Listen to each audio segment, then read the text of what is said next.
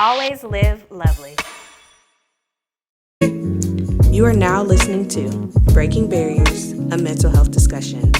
I'm your host, Chetina Guadalupe. I'm a licensed marriage and family therapist, consultant, speaker, and singer. Breaking Barriers, a mental health discussion was created to provide examples of conversations with various people on stigmatizing topics, to break barriers so that you can be encouraged to go within your own community and have these same conversations. Each episode is timeless. There's always something that you can receive from it over and over again. We push the bar a little bit with the topics we talk about. That's why it's called Breaking Barriers. We speak about things that people typically aren't creating space for so that we can all receive healing. Share with everyone you know because of this. There's something that everyone can benefit from in each episode. If you like what you hear and would like to support Always Live Lovely, please donate. This helps us to be able to continue to provide free information on multiple platforms. I will leave the link below. We appreciate any support you're able to provide to keep this thing going. If you would like to stay connected with all things Always Live Lovely, you can visit us at www.alwayslivelovely.com. We provide individual mental health, therapy services, consultations, products, music, information on upcoming events, and so much more. Don't miss out. And of course, if you like my vibe and you would like me to speak on your platform or at your next mental health event, connect with me at connect@alwayslivelovely.com. Enjoy the episode and remember, always live lovely.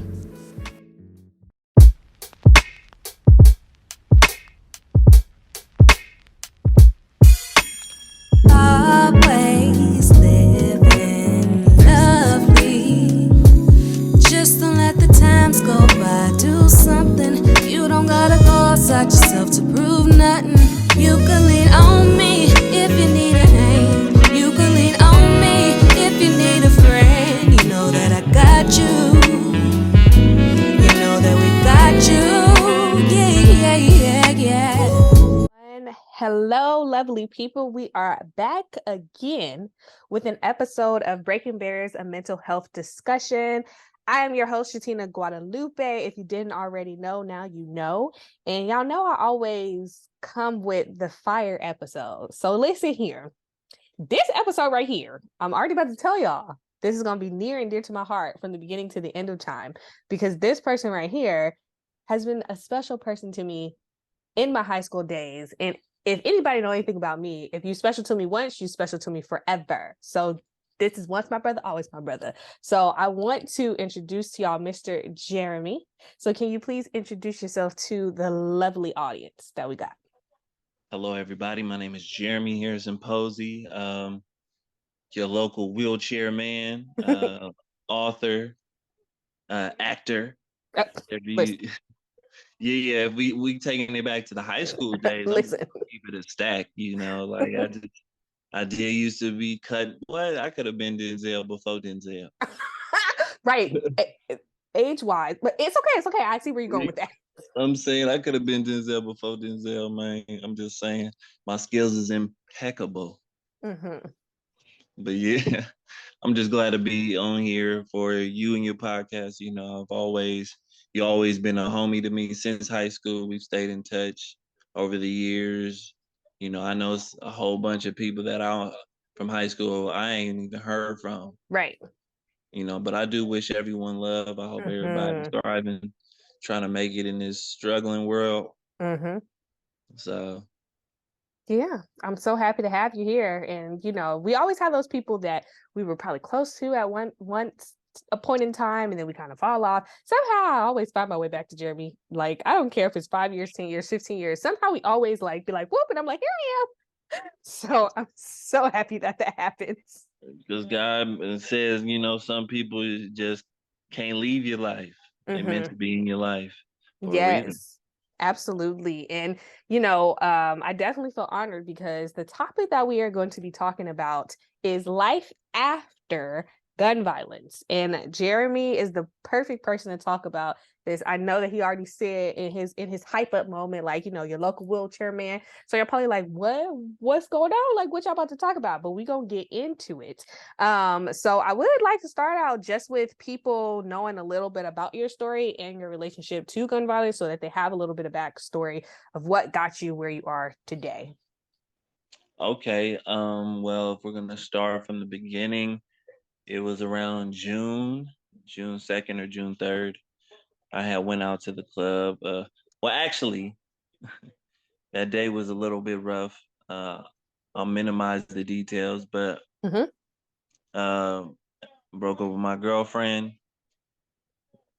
Walked to the house. My cousin convinced me to go out. So we ended up going to a few clubs that night. And when he was dropping me off in front of my mom's house, um, I had got shot in the, well, some guys tried to rob us first. Mm-hmm. And once like they hopped out the car with their guns pointed at us, my cousin just threw the car in drive and we just sped off. And that's when they started shooting at the car. Mm-hmm. And then one of the bullets went through the back window and I got hit in my back. Yeah. So, and that's, yeah. And then after that, I spent around 8 or 9 months in the hospital. Right. Trying to heal and get used to things and also just try to find a livelihood that I can maintain. Yeah. And striving through all of it, because that's not no easy thing to experience. And like you said, finding the livelihood of it, which is a big deal when it comes to your life literally being flipped upside down. Right. It's definitely a game changer. It makes you look at life from a different perspective. But that's only if you want to. Mm-hmm. I've seen a lot of young men in wheelchairs sort of fall to hard drugs and stuff like that, and it just ended badly. Mm-hmm. So it can be hard for some. Others, they can make the most out of it. Like I forgot my man's last name. His name is Arthur. I can't pronounce his last name, but he But he has, Arthur. That's what y'all need to know. yeah, he Arthur, but the name of his nonprofit organization is Life Goes On.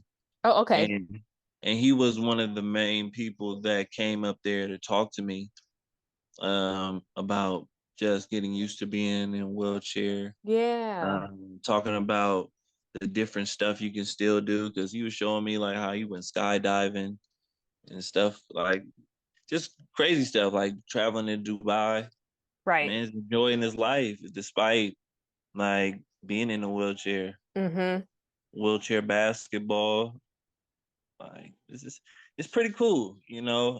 And so it just depends on your perspective, what you choose to look at, Right. what Power of you choice. exactly. Because when Definitely. it comes down to whether we have a good life or a bad life, comes down to the small choices we make over time.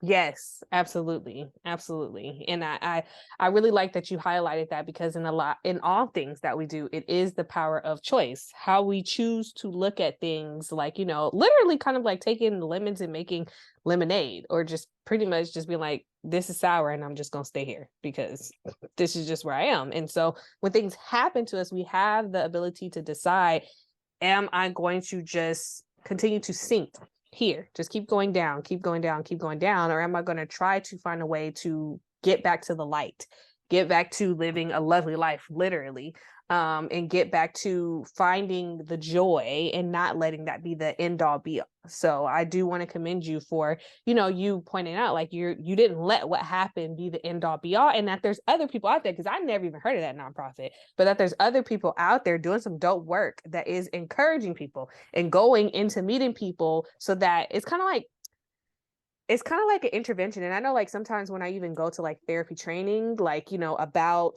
certain violence or things that happen in the community.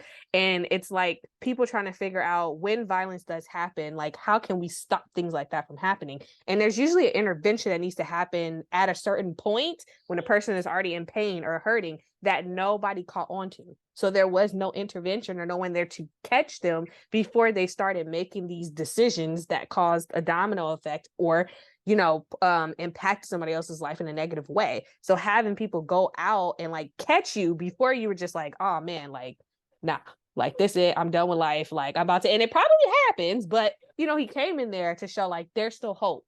So let me kind of like show you this a little early on so that you just don't check out.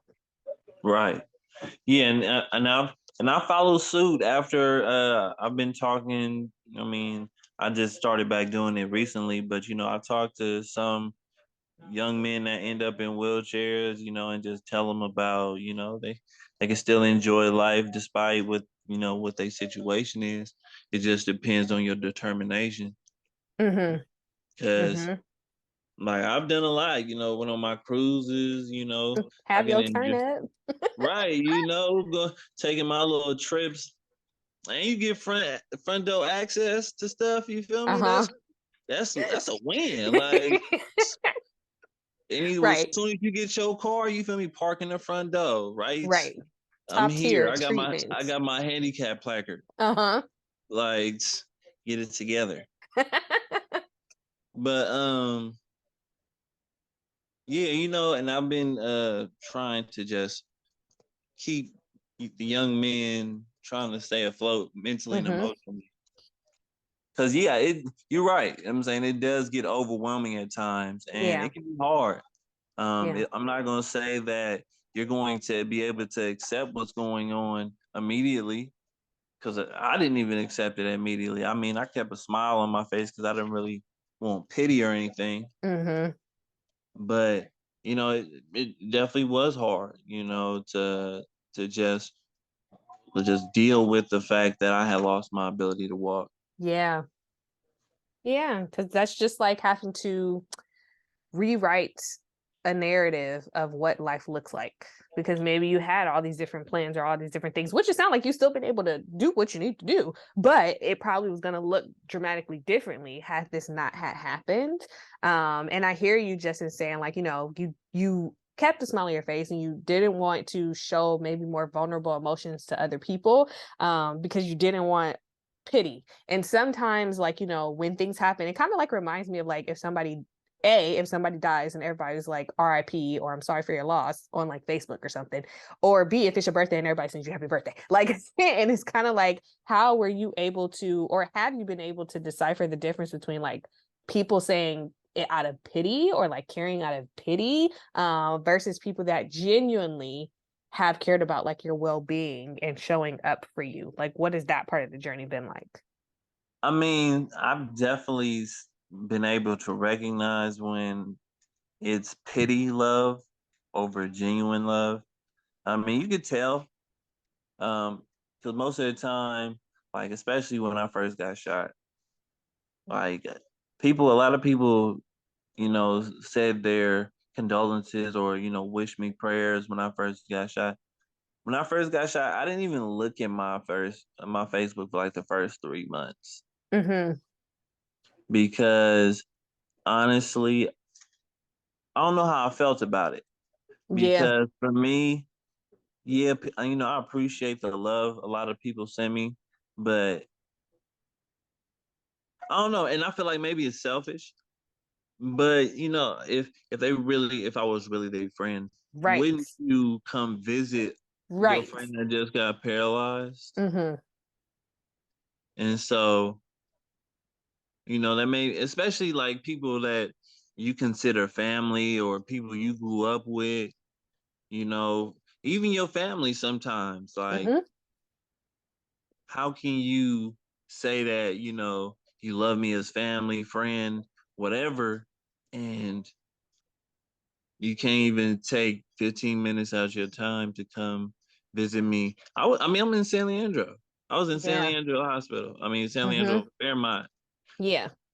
And like 15 minutes, and it was tough to, sort of. deal with that because it makes you feel like, damn, like, were we ever really cool, or was Yeah. like this was just like a superficial, like friendship, relationship, whatever you want to Or call when it. it's convenient. Is it only when Right, it's convenient? beneficial. Yeah. Right, so I don't know. Like I felt some type of way about that. But I had to learn to let that go because Mm-hmm. the thing is when you have expectations in people, that leaves the door open for Yeah. disappointment. And then Mm-hmm. now you're projecting your disappointment on someone that may not even fully understood what the whole issue was to begin with. Mm-hmm. So like, it's weird, but it's something that I feel like some people in wheelchairs might deal with. Others, they may have a solid support system. Yeah. But I do feel that regardless of who it is, how old they are, that person will always need a support system for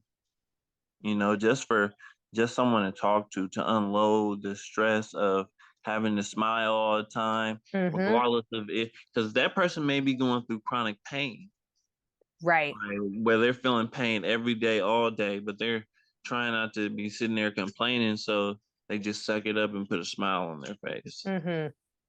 So it's it's best to have a support system, whether it's your friends, family, a combination of those, your significant other.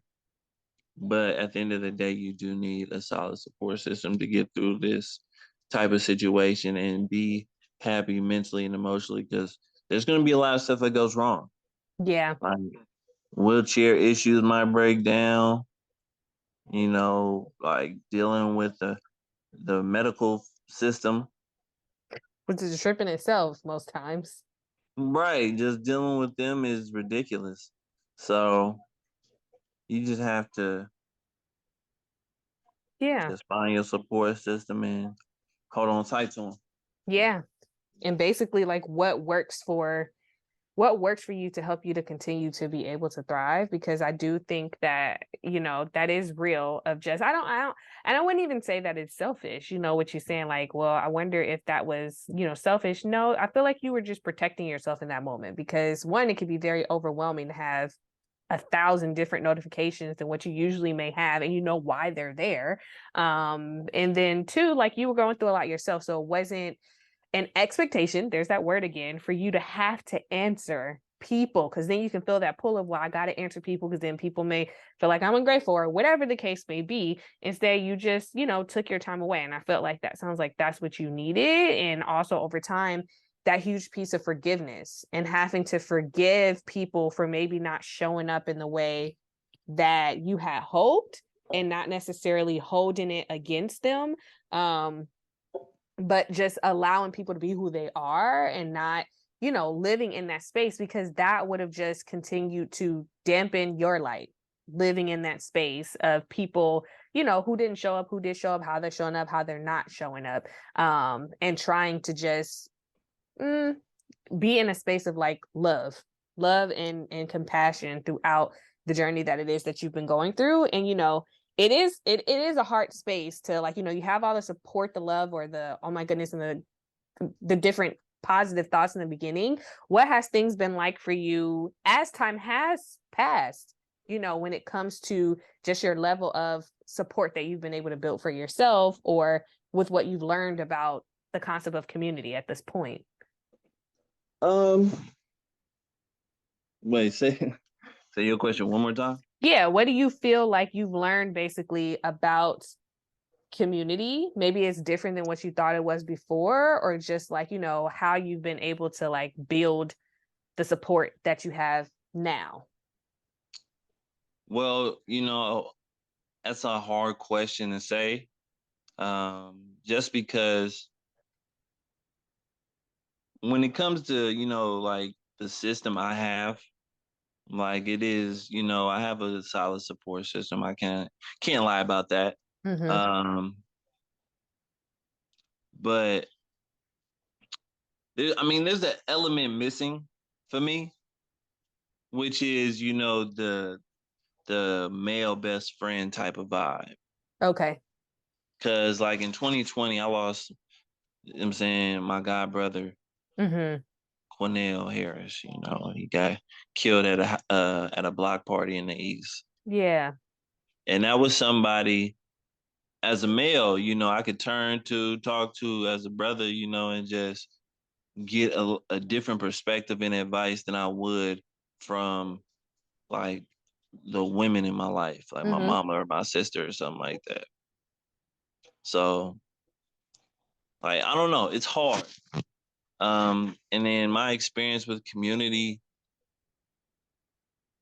I would say is definitely a learning process, Mm-hmm. because you have to learn to be able to read people and learn from their nonverbal cues, because people can say a lot of stuff. Yeah, just by looking, just by Right. their being. Yeah, like they'll say a whole bunch of stuff, but that doesn't mean that they're gonna come through on it.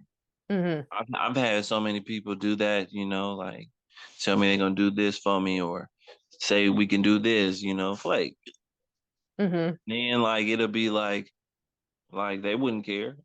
They'll just be like, next time they see me, they'll act like it didn't even happen, like they didn't forget. Uh-huh. Like, so it's just about the people that truly show you that they want to be authentic. It's through the actions. It's not even on like giving gifts, but it's how they do support you when you do need someone to talk to.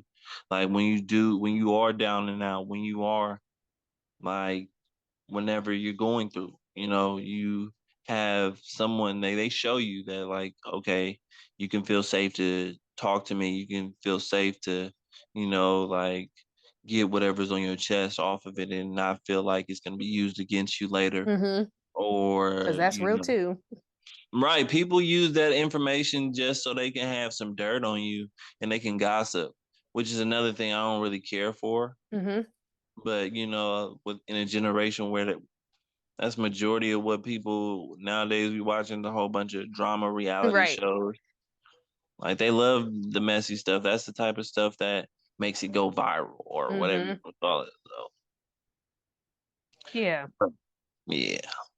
Yeah, and I hear you just in like you wanting that male companion, because that's huge. It's huge to be able to have that connection with someone and you experiencing such a big loss in a similar way to what has happened to you, which brings a lot of depth to the situation. And you also acknowledging like, there are a lot of strong people in your life that are showing up for you, and sometimes it's like that both and approach, like people can have support but you can still feel like you're lacking in one area, and that being okay to acknowledge and kind of hope to be able to make those connections with people in some way, shape, or form.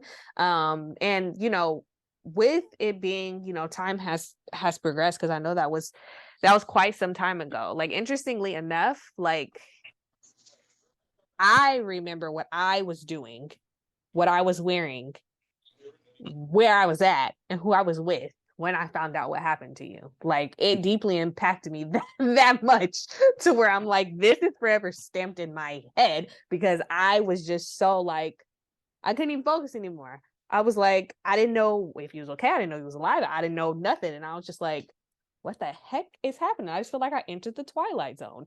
And then so in thinking, like, as time has progressed, like mentally for yourself, like as I said it to you, like prior to like recording, like, I've kind of watched and seen via social media some of the mental challenges that you have experienced, as time has progressed. Because when things happen to us, it's not like everything's going to be rainbow and just flowers and stuff, even if we do have a positive perspective. But what has it been like for you mentally, up until this point, in regards to if you have experienced some challenges or when the days just aren't so smooth for you? What have I experienced? Mm-hmm. Whew. I mean, like depending on the day, it could be a variety of emotions. I know, for instance, like I was saying earlier about chronic pain, and last night I actually was dealing with a lot of pain, and it was terrible. I was trying to avoid having to pop hella narcos to Right. deal with the pain, but that shit was tough Mm-hmm. and it hurt. You know, I barely could get out of bed. And sometimes I don't know about other men in wheelchairs, you know, this could just be my personal experience. But for me, it was hard just dealing with that because it makes you think like, damn, am I stuck in a mobile cage, like not Mm-hmm. really able to enjoy the full variety of life, even though you know you can still enjoy life, you can make the best of what you have, but some days on those low days you think about why, like I'm missing out, or this just happened to me and it Yeah. sucks type of vibes. Mm-hmm. So it's just, you know,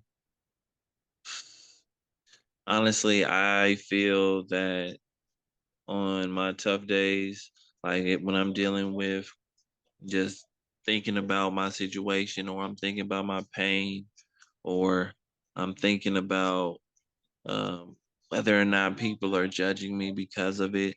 Right. Like, you'd be surprised in the dating game how you can have everything that a girl wants to talk to you for. And then as soon as you Mm-hmm. say something like, oh, I just want to let you know I'm in a wheelchair. Right. You're like the whole game done flipped. What I'm saying, I started getting ghosted. I Mm-hmm. don't hear from them again. And I'm like, you could tell me if you're not fucking with the Yeah. wheelchair. And I respect, you know what I'm saying, the women that do tell me that. Like, Mm-hmm. oh yeah, you know, I mean, I appreciate you trying to talk to me, but I just can't date you. And I'll Mm-hmm. be like, you know, sure. You know, that's your personal preference. I can't force anybody to want to be with me. I don't want to force anybody to want to be with Right. me. I want you to want to be with me. And if that's what it is, you know, that's what it is. But it's just a mental and emotional like switch that you have to just gain control of as you deal with it more and more. There's gonna be times when you can't, you know, reach the switches, and you just gotta, you know, you just gotta tough it out through the pain. Mm-hmm.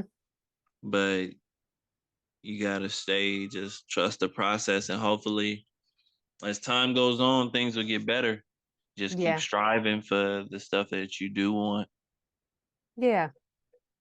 Yeah. I definitely hear you in that. And I feel like you're giving a lot of good motivation to people, you know, not even people necessarily that's in similar situations, but people in general that just have really tough days mentally, because like your mind could be your worst enemy or it could be your best friend. Like, you know, it really can do a doozy on you, and you can be okay one moment and the next moment you're not so hot. And then so being able to have that awareness, self-awareness, and being able to kind of have some sense of control over where you're directing your thoughts and not letting your thoughts consume you is major, because it can make or break you. It can make you sink or it can make you fly.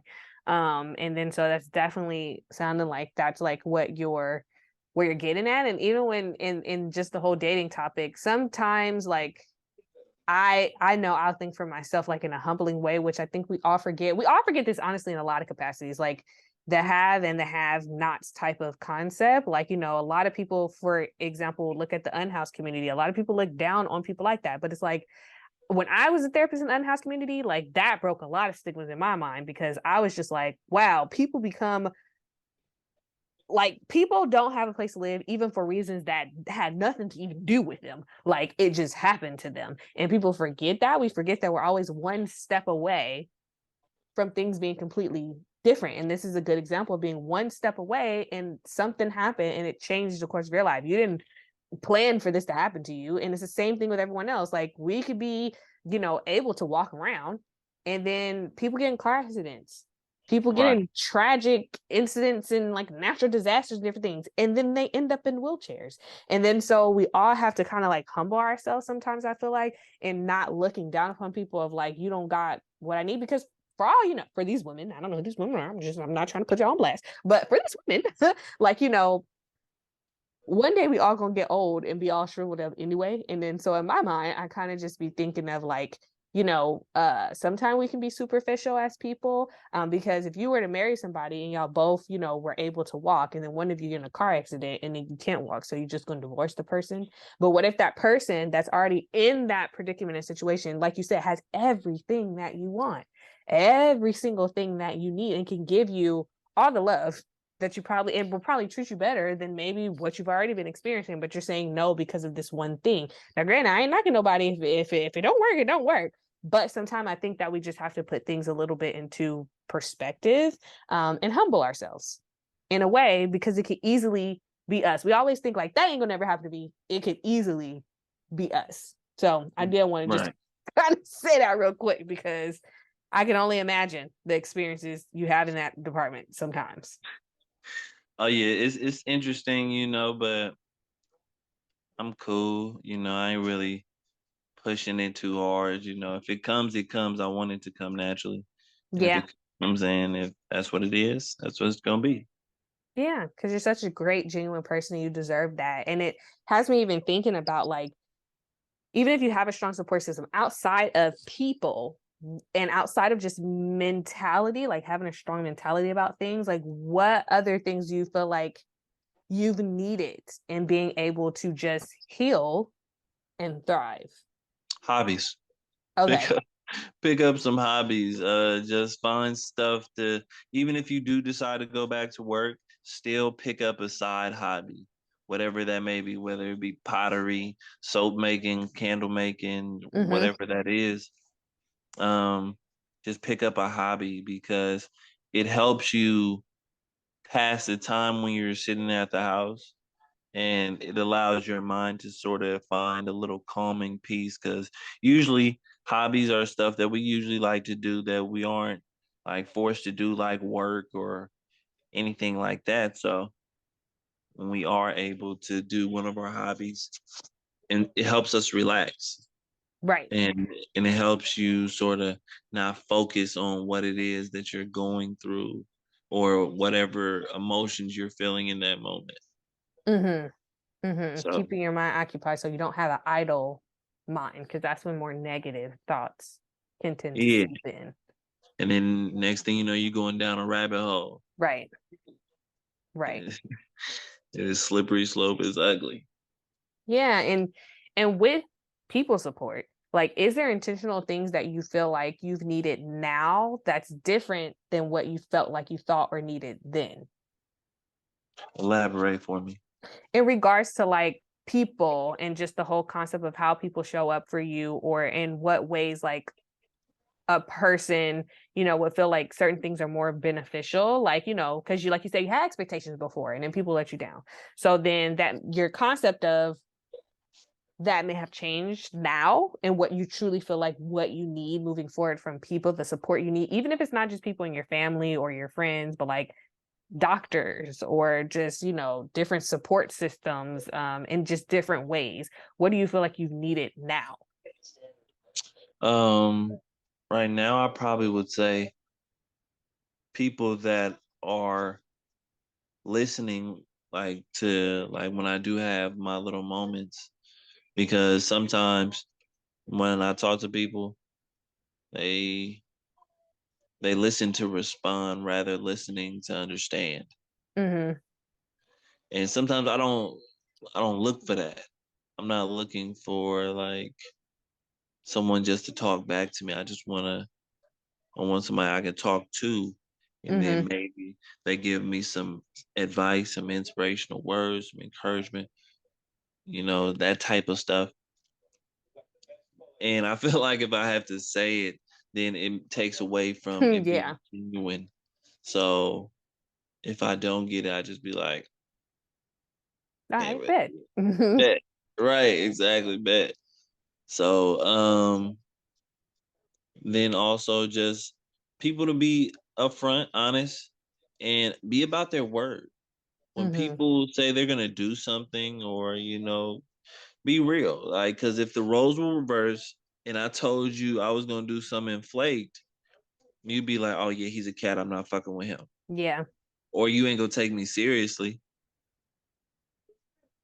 right? And so I just, just need that the foundation for the support system again. Mm-hmm. Just the ability to have someone I can genuinely talk to, not, I'm saying, be concerned about them trying to analyze or judge me. I just want someone, just my people to be my support system. Mm-hmm. Uh, You know, it's it's tough. Yeah, yeah. And it's that whole idea of follow through. Like I keep hearing you say just that follow through, because a lot of the shoot, I'm out myself. Sometimes I tell people to, like, and then anxiety sometimes get the best of me, and I'll be like, oh, I don't know. But Oh, for real, like that stuff will pop up out of nowhere just when you just sitting in your room looking at TV or something. yeah, yeah. And so that follow through of, like, if you're saying you're going to show up for somebody, especially if they're in a time of need, if you're saying that you're going to show up for somebody, like, show up for them and not offer. I do feel like a lot of the times it kind of touches into that pity conversation that we were talking about. Like, people, it's like the whole, like, when everyone says RIP, everyone says happy birthday, everybody says I'm sending my condolences, or everybody says I'm sorry to hear that. Like, I try to stay away sometime from, like, telling people I'm sorry to hear that, or I try to steer away from all the time putting RIP or sending condolences. I try to do something like I'm sending positive light, or like just give a different spin on things, because I feel like we're so conditioned to just blur out what we think we're supposed to be saying. Like, this is what we're taught to say, so we say it every single time, but it can begin to feel ingenuine and not authentic when it's like, well, everyone's just saying it, but there's like no connection or real empathy or compassion behind it. And so I feel like sometimes when people say certain things, like, that they just pop in and say, is because they feel like they're taught to do that. So they're doing it out of, like, what that expectation is. And then Right. therefore, if you're doing it out of what is you're supposed to say these things when these things happen. You're supposed to say this to somebody. And then when you fall through, it's like, it's not really a big deal, because it's kind of like, well, who really shows up and actually does these things anyway? But people don't realize the repercussions and the impact it has on the person, like you said, on the receiving end, that actually was looking forward to you following through on your word. And then so Right. that's such a big thing that I feel like we don't necessarily talk about a lot. And it definitely hit me deep when you said, and people will move forward and, like, link up with you and kind of never mention the harm that was done. Like, it's just kind of blown over it, because I feel like that's so normalized and Right. nobody's talking about it. And then if you say something, then you becomes the issue. You be like, Right. I'm saying you can't monopolize my time. I have stuff I gotta do, type of stuff. Like, I can't win for losing. So Mm-hmm. best bet is just to leave it alone and be like, hey, that person's clearly a cat. Mm-hmm. Regardless of what I do, I cannot change that person. But what I can do is change how I respond to that person or react to that person. Right. So that's usually the only thing, the best thing to do about it is just being able to, you know, brush that off, move forward. Because, like I said, people will be people. Mm-hmm.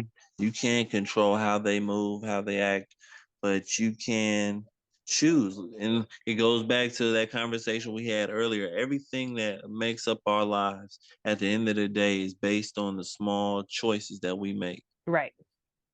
And you have to choose to be happy rather than to be sad. Mm-hmm.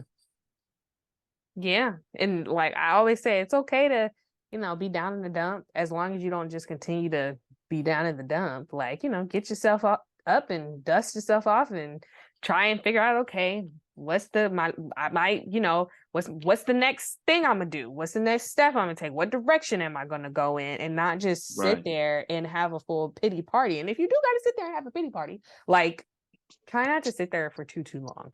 Because the more you're in that area, the harder it is to get out of just that space and that state of mind. So Right.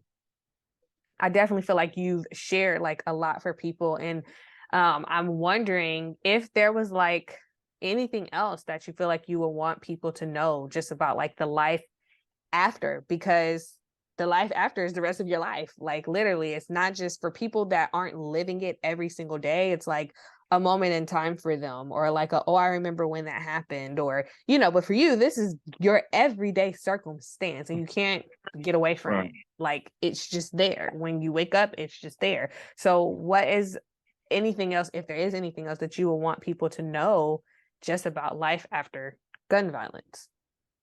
I mean, if I'm talking to other young people in wheelchairs, I would say that you can still be independent. You don't have to wait for your support system, your friends, your family to do things in your life. Even though it may not be what you want, you may want to make it a group activity or friends activity or whatever.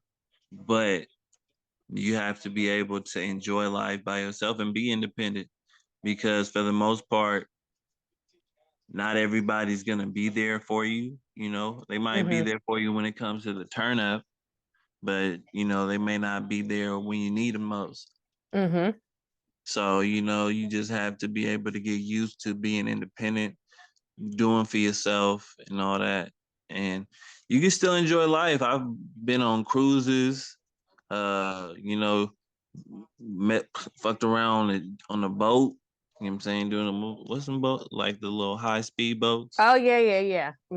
Yeah, man, mess around on the speed boats. It's hella fun. You can find stuff to do. And people have no problem helping you. They'll be like, "Hey, like you need some help. Like I'll push you, or I'll help you do this." I remember at the second Warriors parade in 2017, I was with one of my old coworkers, and we were trying to go to over there by Lakeshore, by where Mayor Bakery used to be. Oh, okay, yeah. We was trying to go over there, but we were stuck over there on the side by the courthouse. Okay. So we decided to walk and go over that little bridge that they put over Lake Merritt.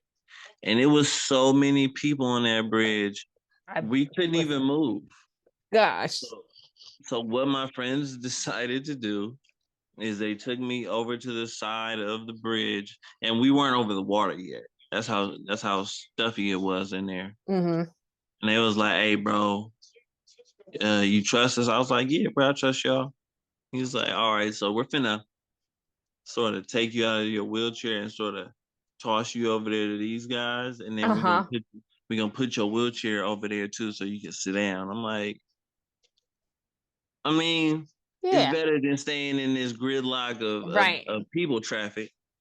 So, they taking me out the wheelchair, my friend holding me up, and like some other dudes that was on the other side of the bridge, they was helping me. They was brought my wheelchair over on the other side. They was helping me put me over the bridge.